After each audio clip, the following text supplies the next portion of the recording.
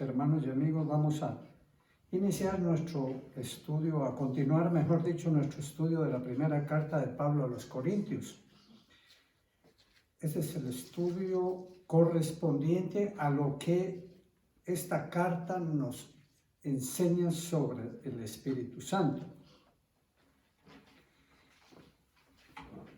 Ahora que estamos estudiando carta por carta del Nuevo Testamento, de los apóstoles, vemos maravillados que la palabra de Dios nos enseña en muchas de estas cartas, nos enseña maravillosas cosas y abundantes cosas relacionadas con el Espíritu Santo. Entendemos que esto es esta importancia especial que Dios le da en su palabra a todo lo relacionado con su Espíritu glorioso, es porque realmente tiene una importancia sobresaliente para el cristiano toda la enseñanza del Espíritu Santo, pero no para que solamente quede como un aprendizaje, como un conocimiento, sino que es para que nosotros entendamos que el Espíritu Santo es ahora sobresaliente, importante, esencial para el cristiano que quiere ser victorioso y poderoso en el Evangelio. El Espíritu Santo debe y es el que va a estar y debe de estar cerca del cristiano en todo tiempo, en todo momento, en su peregrinaje como cristiano en la tierra. Vamos a comenzar hablando ya específicamente de algunos versos bíblicos que encontramos en esta carta relacionados con el Espíritu Santo. Leemos en primera carta a los Corintios, capítulo 2 y verso 11. Dice: porque ¿quién de los hombres sabe las cosas del hombre, sino el espíritu del hombre que está en él? En esto concordamos con la palabra de Dios, ¿verdad? Que nadie más que el espíritu del hombre conoce las cosas del mismo hombre. Usted, yo, no hay nadie que nos conozca excepto Dios, que nos conozca más que nuestro propio espíritu, que nuestro propio ser interior. Esto nos lo enseña acá este verso para luego decirnos: así tampoco nadie conoció las cosas de Dios sino el Espíritu de Dios. Es decir, que el Espíritu Santo conoce perfectamente las cosas de Dios. ¿Por qué? Porque el Espíritu Santo es Dios, es el mismo Dios. Entonces, hay una perfecta armonía, una perfecta identificación entre el Espíritu Santo por ser una persona de la divinidad y Dios Padre y Dios Hijos. Pero bueno, vamos a ver por qué Pablo nos comienza a enseñarnos sobre el Espíritu Santo, diciéndonos lo que es el Espíritu de Dios en relación con Dios Padre. Leemos en el verso 12 del mismo capítulo 2. Y nosotros, dice, no hemos recibido el Espíritu del mundo, sino el Espíritu que proviene de Dios. Y aquí entonces ya nos vamos encarrilando a lo que Pablo quiere que nosotros aprovechemos de esta enseñanza. Dice que nosotros hemos recibido el Espíritu que proviene de Dios. De manera que entonces vayamos pensando, si el Espíritu Santo conoce todas las cosas de Dios porque es Dios, ahora que nosotros hemos recibido el Espíritu de Dios, pensemos que nosotros podríamos tener acceso a las cosas de Dios, a la sabiduría de Dios, al entendimiento de las cosas de Dios. Amén. Seguimos en el verso 11 del capítulo 6. Dice, y esto erais algunos, hablando de la vida pasada, mas ya habéis sido lavados, ya habéis sido santificados, ya habéis sido justificados en el nombre del Señor Jesús y por medio del Espíritu de nuestro Dios. Aquí vemos entonces que si el hombre va a ser, como dice acá, justificado, es decir, declarado justo, si el hombre va a ser lavado de sus pecados aquí en la tierra, y si va a ser santificado, es decir, apartado para Dios, va a ser en el nombre del Señor Jesucristo, va a ser porque le pertenezca a Cristo, porque le ha entregado su vida a Cristo. Pero el poder justificador, lavador y santificador de su vida, como dice acá, va a ser el Espíritu de Dios. Nadie más va a hacer esa obra gloriosa y maravillosa en él, sino el Espíritu Santo. Por eso es tan esencial que nosotros entendamos y aprovechemos y aprendamos a acercarnos y a mantenernos en esa comunión con el Espíritu de Dios, para que en esa comunión el Espíritu de Dios haga esa tarea. Continuamos entonces. ¿Qué más dice esta carta de Primera de Corintios sobre el Espíritu Santo? Dice en el capítulo 6 y verso 19. ¿O ignoráis que vuestro cuerpo es templo del Espíritu Santo, el cual está en vosotros, el cual tenéis de Dios, y que no sois vuestros? Aquí tenemos algo maravilloso en este verso. Es decir, que el Espíritu Santo no está actuando desde afuera en nosotros, como se lee en el Antiguo Testamento, que el Espíritu Santo visitaba a aquellos profetas de Dios para darles el mensaje de Dios, visitaba a los israelitas en el desierto para hacerles entender la voluntad de Dios. Visitaba a muchos siervos de Dios para eso, para dirigirlos en su vida, pero lo hacían exteriormente. A cambio de eso, o diferente a eso, aquí nos dice que nosotros, dice, o ignoráis que vuestro cuerpo es templo del Espíritu Santo. Ahora entonces en el Evangelio ya no es así como antes, sino que ahora el Espíritu Santo llega a morar en el corazón del creyente para entonces hacerlo templo de Dios. Mire qué maravilloso esto, qué glorioso. Esto no se había experimentado, ni nadie lo sabía realmente a ciencia profunda y cierta como ahora Dios nos lo enseña a través de estas cartas pastorales. Cierto que, por ejemplo, David, cuando está atribulado porque peca terriblemente, como fue en el caso de Betsabé y Urías Eteo, se angustia, y en su angustia clama a Dios y le dice: no quites de mí tu Santo Espíritu. Es decir, él creía que podía el Espíritu Santo partir de él debido a lo artero y terrible de sus pecados, ¿verdad?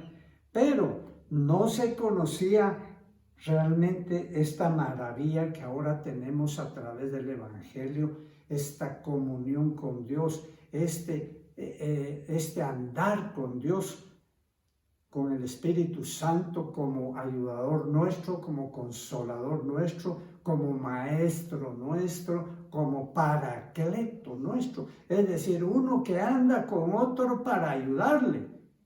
Esta palabra paracleto es similar, por ejemplo, a decir paramédico. El que anda para ayudar al médico, ¿verdad? Nosotros, el que anda, el paracleto, el que anda con nosotros que somos los necesitados, ¿verdad? Es como aquel que necesita que se le esté llevando, que se le esté conduciendo, que se le esté sosteniendo. Eso es el Espíritu Santo, en este caso para nosotros.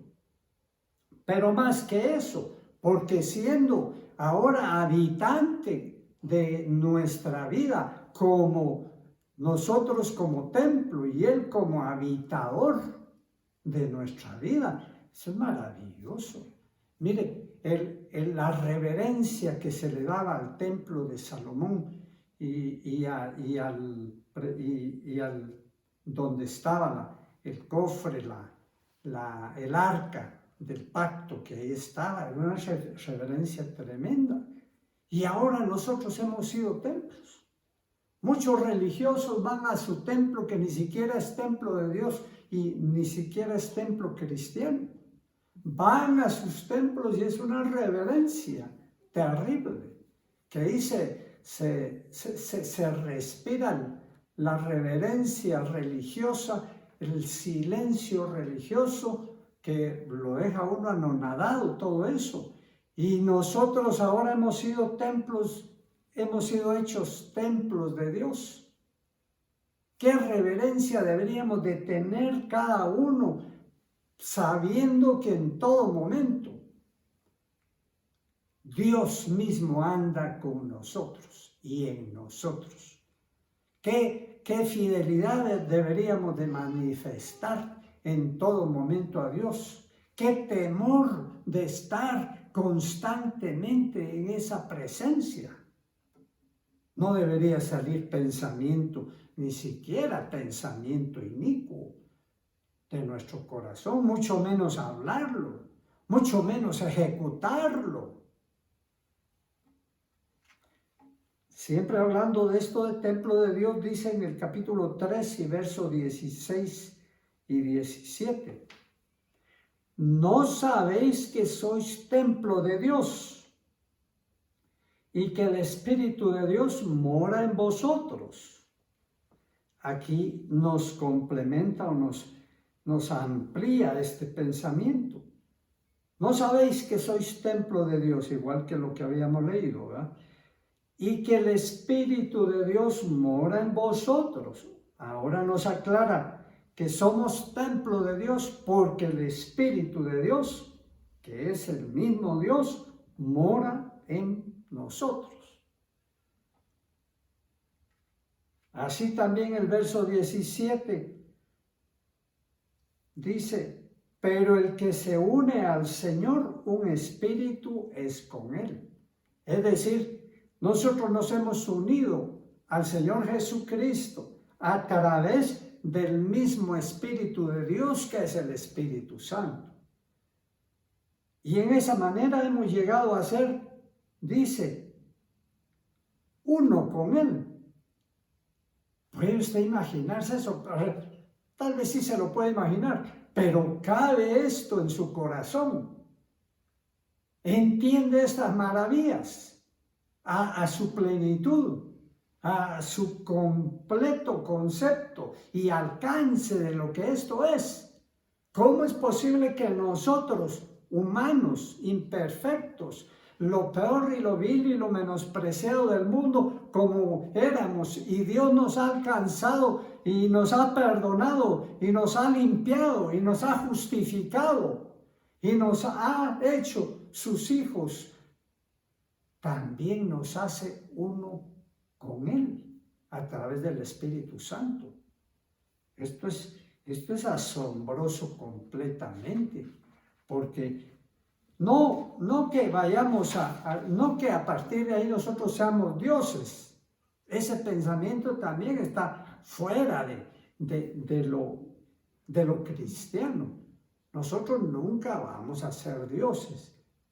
Nosotros hemos sido adoptados hijos de Dios, eso sí, adoptados hijos de Dios. El único hijo de Dios, así, con toda la calidad de la palabra de hijo, es el Señor Jesucristo. Aleluya. Él es el unigénito Hijo de Dios. Esto quiere decir que es el único Hijo.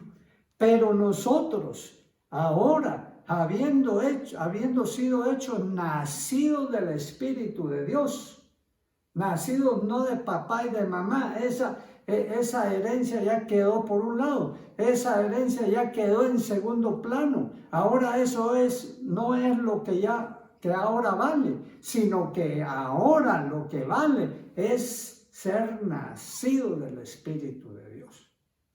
Así que si usted, por ejemplo, está orgulloso de la familia de la que viene, pues bien, alguna vez usted va a entender que no debería estar tan orgulloso, ¿verdad? Si comienza a conocer lo que era la familia y si comienza a entender lo que usted también era antes. Pero realmente lo que a nosotros nos da gloria es ser nacido del Espíritu de Dios, ser hijo de Dios. Eso es lo maravilloso. Continuemos entonces. Dice en el verso 10 del capítulo 2. Pero Dios nos las reveló a nosotros por el Espíritu, porque el Espíritu todo lo escudriña, aún lo profundo de Dios. O sea, la sabiduría de Dios, ¿verdad? Que ahora está disponible entonces para el cristiano, como hablamos al principio, que el Espíritu Santo conoce todo lo de Dios porque es Dios. Y si el Espíritu Santo está puesto en nosotros, ahora esa revelación, ese conocimiento del Espíritu Santo se nos ha dado a nosotros a través del Espíritu Santo. Pero no se nos ha dado como quien toma una memoria externa y la conecta a su computadora y la descarga y a partir de ahí la tiene. No es así. Así nadie la apreciaría. Si se la dan automáticamente, así como que fuera transferencia de una memoria a la otra, no la apreciaría. Pero lo que quiero decir aquí es que esa sabiduría de Dios está disponible para el cristiano que la escudriñe, que se la pregunte a Dios, que le pregunte al Espíritu Santo al respecto de todos sus misterios, de toda su sabiduría, de todas aquellas cosas oscuras que no entiende ni conoce. Aleluya. Y el Espíritu Santo tiene disponible eso, porque el Espíritu Santo ha sido dejado para eso, para el cristiano. Como también leemos en otras partes de la palabra de Dios, que el Señor Jesucristo enseñó muchas cosas, muchos misterios, muchas revelaciones a sus discípulos.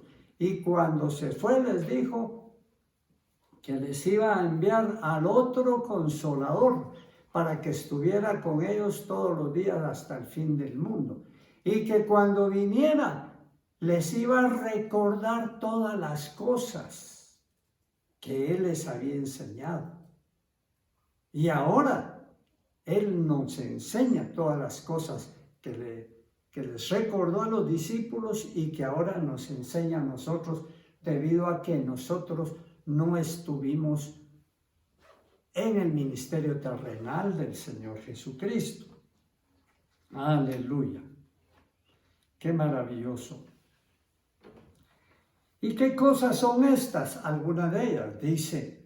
Dice en el verso 10 también del capítulo 2, cosa que ojo no vio, ni oído oyó, ni han subido en corazón de hombre, son las que Dios ha preparado para los que le aman. Porque Dios nos las reveló a nosotros por el Espíritu. Aquí vemos entonces que son cosas celestiales, que son revelaciones celestiales, revelaciones de Dios, cosas que nadie oía, cosas que nadie había oído y que si las hubiera oído no las hubiera entendido. Y solo para mencionar algunas, el conocimiento del verdadero Dios, aleluya. El conocimiento del verdadero Dios, Padre, Dios Hijo y Dios Espíritu Santo. ¿Quién tiene ese conocimiento? Entendido en el corazón, no en la mente. Son contados, son un pequeño grupo, como el Señor dijo que muchos son los llamados, pero pocos son los elegidos, los escogidos. De esos escogidos son los que han entendido del verdadero Dios, de Dios Padre que nos amó desde antes de la fundación del mundo, de Dios Hijo que se entregó por nosotros y de Dios Espíritu Santo que hoy que está con nosotros para que nosotros no estemos huérfanos, para que nosotros no estemos ignorantes, ni solos, ni desamparados. Aleluya. Ese es el mayor y más glorioso conocimiento que hombre alguno puede tener.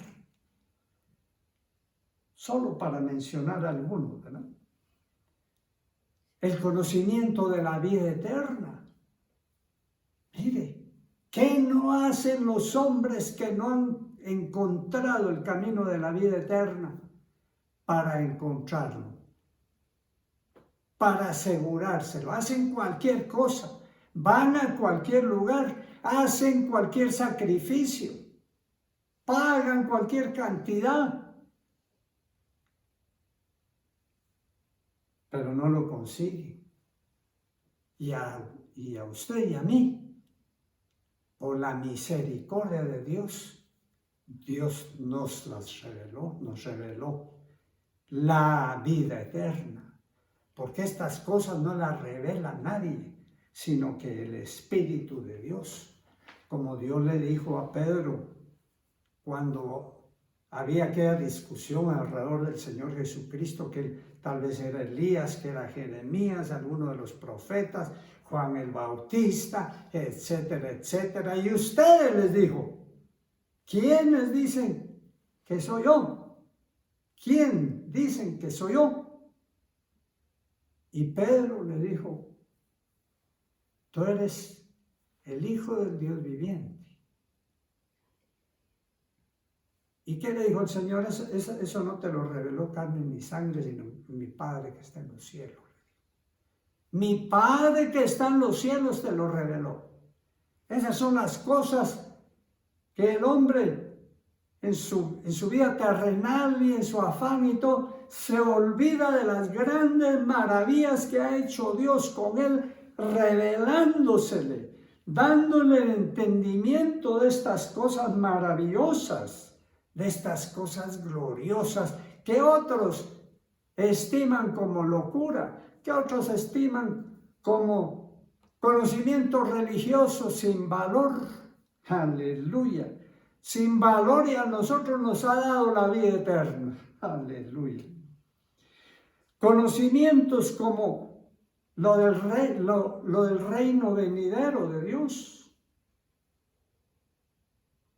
¿Quién sabe, quién entiende y quién cree estas cosas? De que este mundo es pasajero, de que todo lo que ve y todo lo que ha sido creado va a desaparecer, pero que habrán nuevos cielos y nueva tierra donde va a habitar la justicia verdadera de Dios, donde va a mandar la justicia verdadera de Dios, y que va a haber una ciudad celestial aquí en medio de ese nuevos cielos y tierra, para que allí vivan todos los redimidos del Señor Jesucristo.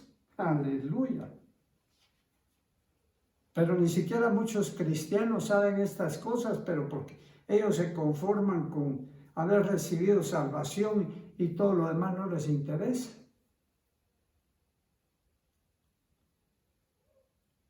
Continuemos, dice el verso 13 del capítulo 2. Lo cual también hablamos no con palabras enseñadas por sabiduría humana, sino con las que enseña el Espíritu. Pues entonces no solo se nos ha dado esa enseñanza, sino que ahora nosotros somos mensajeros de esa enseñanza. Y no con palabras humanas, sabiduría humana, sino que con las que el Espíritu de Dios nos da a entender y nos enseña y nos unge esa palabra que Él nos da para que sea como espada de dos filos que penetra hasta el tuétano de los huesos de los oyentes. Aleluya.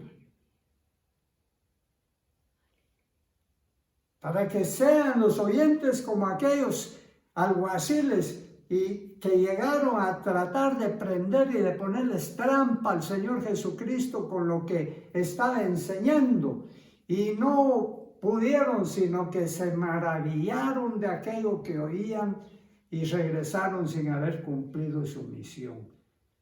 Y cuando los sacerdotes les preguntaron, los fariseos, ¿y qué les pasó? ¿Qué noticias nos traen? Nadie ha hablado como ese hombre, dijeron. Nadie ha hablado como ese hombre. Habían regresado seguramente casi convertidos, ¿verdad? Porque el que oye la palabra de Dios, el que oye la unción del Espíritu Santo, con esa palabra hecha como espada en manos del Espíritu de Dios, ese no queda vacío. Ese recibe el impacto de la palabra de Dios en su corazón, y si no se convierte ahora, al menos va a quedar sembrada esa palabra en su corazón para que un día dé fruto. Aleluya.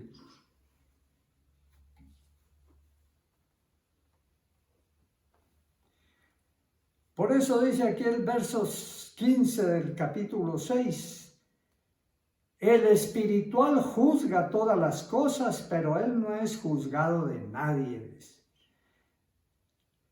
Es decir, el que nos da el juicio es el Espíritu Santo que está en nosotros. Si es que nosotros nos atenemos de verdad al Espíritu Santo, si nuestras emociones, si nuestras pasiones no nos apartan, no nos dominan, no nos oscurecen el criterio, la sabiduría, la voluntad de Dios que el Espíritu Santo en todo momento nos quiere mostrar. Entonces nosotros vamos a juzgar todas las cosas, las nuestras también, para entender los errores, para entender los pecados que nos son ocultos, para hacer la voluntad de Dios todo el tiempo, para conocer el corazón de los que tratamos, de las personas que tratamos, para que no seamos engañados, como que fuéramos cualquier ignorante y cualquier simple que he llevado al error y al engaño fácilmente. No. Nosotros deberíamos de ser todo lo contrario. El Señor Jesucristo nunca fue engañado. Él decía, Él no oía las palabras, Él no miraba lo exterior, sino que Él se atenía a lo que percibía en el corazón de cada uno. ¿Lo haces así tú? ¿Te has aprovechado de esa gloria que Dios te ha dado por el Espíritu Santo, de esa sabiduría? Muchos usan esto. El espiritual juzga todas las cosas, pero él no es juzgado de nadie.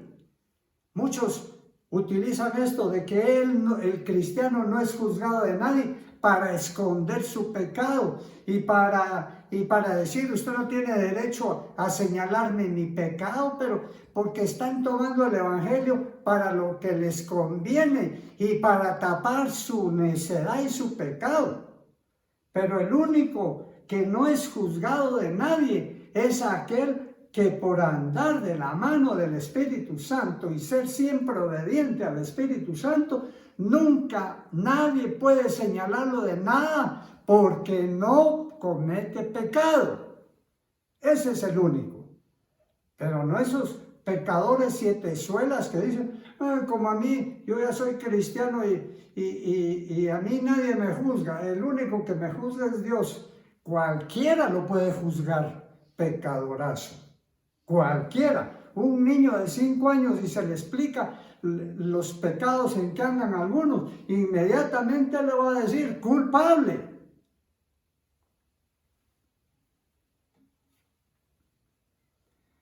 Y luego dice, el verso 14, siempre el capítulo 2, el hombre natural no percibe las cosas del Espíritu de Dios y no las puede entender. Es necesario tener el Espíritu de Dios para entender las cosas de Dios. El que no le pertenece a Dios oye las cosas de Dios y dice, esas son locuras, esos son extremistas, esos ya creen que todo es espiritual y nada material, nada físico, etcétera, etcétera. No entiende las cosas de Dios. Y por último, en el verso 14 del capítulo 6, tenemos algo más y dice, y Dios que levantó al Señor también a nosotros nos levantará con su poder. Para terminar esta gloriosa verdad, el que nos va a levantar de los muertos, si es que el Señor nos da tiempo de morir y no viene antes, es el Espíritu de Dios. Es el Espíritu Santo, ese es el que nos va a levantar de los muertos. Aleluya. Tienes todo el Espíritu Santo, va a ser tu resurrección, va a ser tu vida eterna, te va a levantar de los muertos. Aleluya. Mire qué maravillosa enseñanza tenemos acá en esta primera carta de Pablo a los Corintios. ¿Por qué no nos acompaña en la siguiente oportunidad que continuaremos con esta maravillosa carta? Rogándole al Señor que Dios lo bendiga y lo fortalezca y lo haga meditar en estas cosas celestiales. En el nombre de Cristo. Amén.